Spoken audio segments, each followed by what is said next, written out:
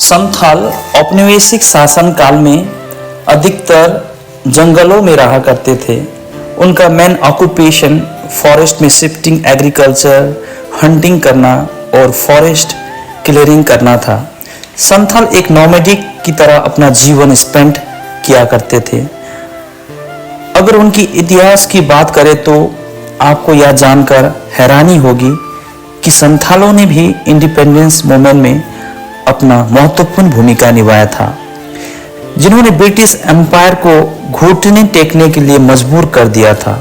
तो आइए, ऐसी कौन सी वजह थी जिसके कारण संथाल ट्राइबल ग्रुप को वर्ल्ड का one of the most powerful empire British empire के खिलाफ जंग छेड़नी पड़ी थी। दोस्तों, ब्रिटिश अराइवल से पहले संथाल ट्राइब काफ़ी हार्मोनियस लाइफ स्पेंड किया करते थे। ये 19th सेंचुरी तक बीरभूम, मानभूम, पलामू, सिंहभूम और छोटा नागपुर के हिली एरियाज में रहा करते थे। साल 1770 के बंगाल के महान अकाल के वजह से बंगाल और आसपास के एरियाज के एग्रीकल्चर प्रोड्यूस बुरी तरह से बर्बाद हो गए, जिसके वजह से पॉपुलेशन अब दूसरी जगहों पर माइग्रेट होने लगा। माइग्रेशन और एग्रीकल्चरल प्रोड्यूस बर्बाद होने के कारण ब्रिटिश गवर्नमेंट को रेवेन्यू कलेक्शन में काफ़ी मुश्किलें आने लगी, जिससे उनकी हैवी लॉसेस होने लगी।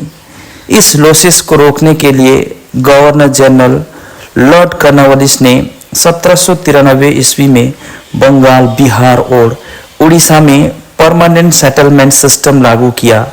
इस सेटलमेंट के तहत ब्रिटिश गवर्नमेंट ने जमींदार, राजाओं और तालुकदारों को लैंड की परमानेंट राइट दे दी और उसके बदले में ब्रिटिश गवर्नमेंट ने एक फिक्स रेवेन्यू कलेक्ट करना शुरू कर दिया।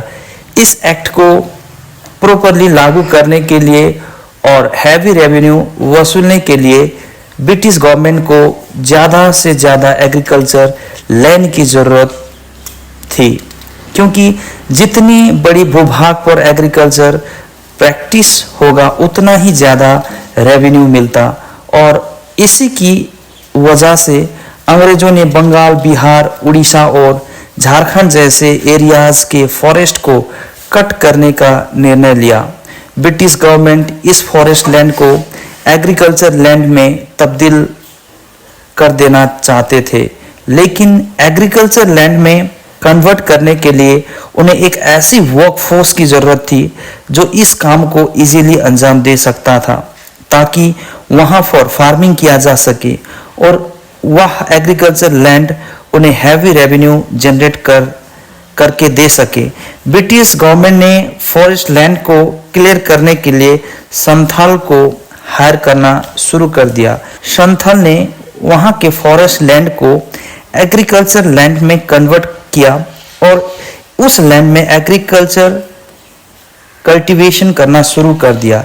धीरे धीरे इन एरियाज में बड़ी संख्या में संथाल सेटल्ड हो गए।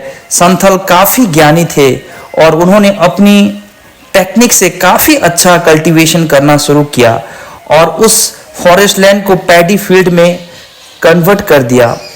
उन जगहों में एग्रीकल्चर इतनी अच्छी रिटर्न देने लगी कि ब्रिटिश गवर्नमेंट की रेवेन्यू में 22 टाइम्स तक रेवेन्यू इंक्रीमेंट होने लगी। अब संथाल के जीवन में एक बहुत बड़ा नकारात्मक परिवर्तन आने लगती है।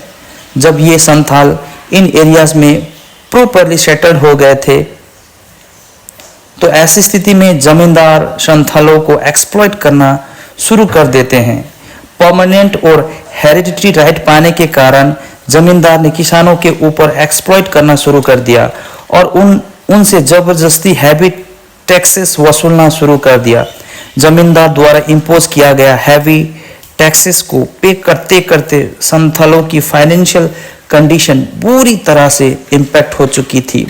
उनकी फाइनेंशियल कंडीशन इतनी खराब हो चुकी थी कि अब उन्हें महाजन और सूदखोरों के यहाँ ऋण लेने के लिए जाना पड़ता था।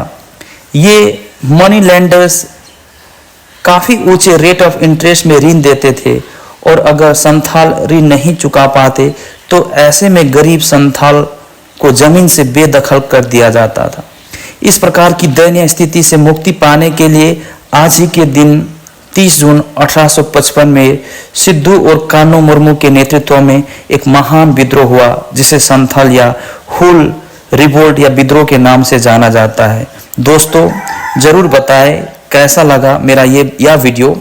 अगर आपको वाकई ही अगर अच्छा लगा हो तो अधिक से अधिक शेयर, लाइक और सब्सक्राइब करें और इस वीडियो को अधिक लोगों तक पहुंचाएं, ताकि मुझे भविष्य में और अधिक वीडियो बनाने के लिए ऊर्जा मिले। Thank you very much. Bye bye.